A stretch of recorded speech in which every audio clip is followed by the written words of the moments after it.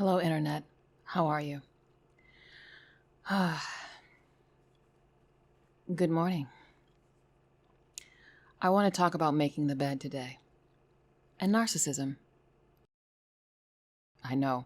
You're going to be like, what? Wait, what? Yes. So I ran across a monk's YouTube page. Nick Kiomhavong. I hope I said it right. And he has this video about making the bed, right? And I was intrigued by this,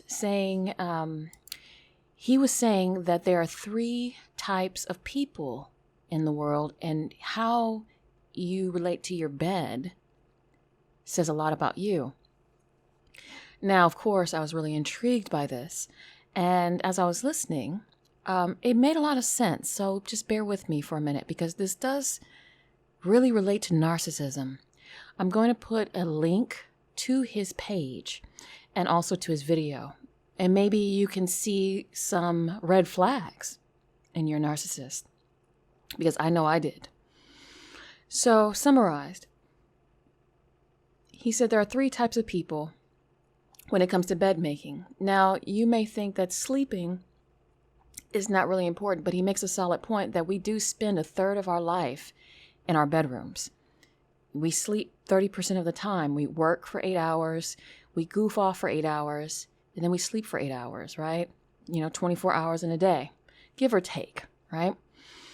So he says that there are 3 types of people who make their bed, right? You have the first type that gets up, goes to the bathroom, does their whatever, and then goes back to bed, right?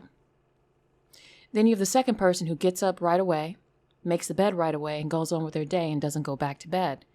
Then you have the third person who gets up and just leaves their bed the way that it is and then doesn't come back. And those 3 people bring those habits into their lives. Now hear me out, because it's going to blow your mind like it blew my mind. The first person is a procrastinator, right? Because, they're lounging around in bed, looking at their phone, watching YouTube videos like probably you are, and I do sometimes. But they're a procrastinator. They're the ones, when they do work, they do things at the last minute. They're always rushing to finish things. They need extra help because they're behind. The second person is the person who's kind of anal retentive, but always on time. Always fixing things, always cleaning things up, always delivering things on time. Sounds familiar? And the third person just leaves it alone because they're like, well, someone else is going to do it, or why would it matter? Because, I'm going to come back to this bed anyway. It doesn't matter if I make it or not.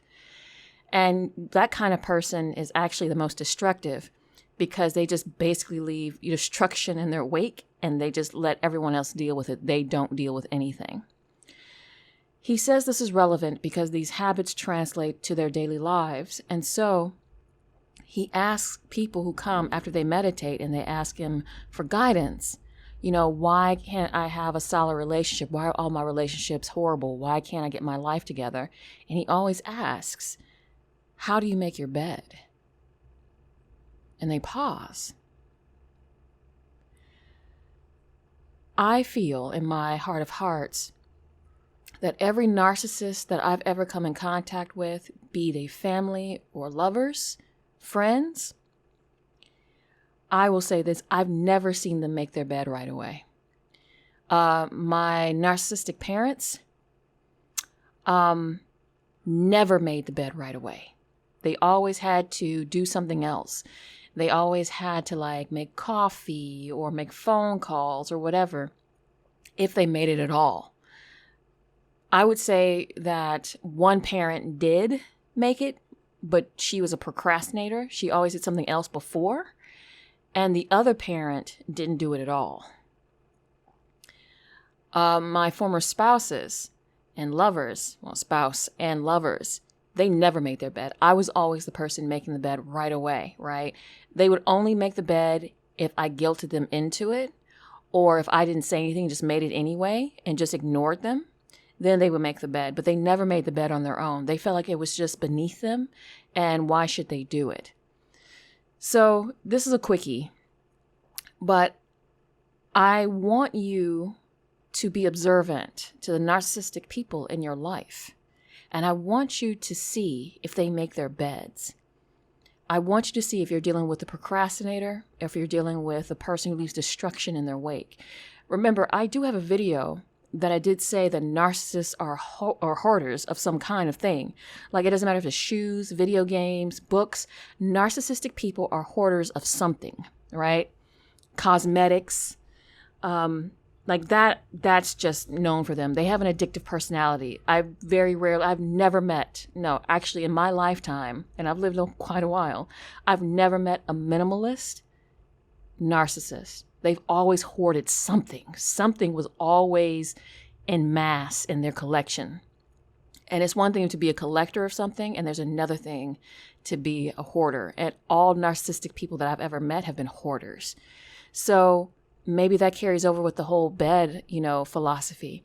It's an interesting conundrum. I don't know. I just wanted to kind of toss it out there because I really do feel like narcissistic people either procrastinate making their bed and cleaning up, or they just don't do it at all.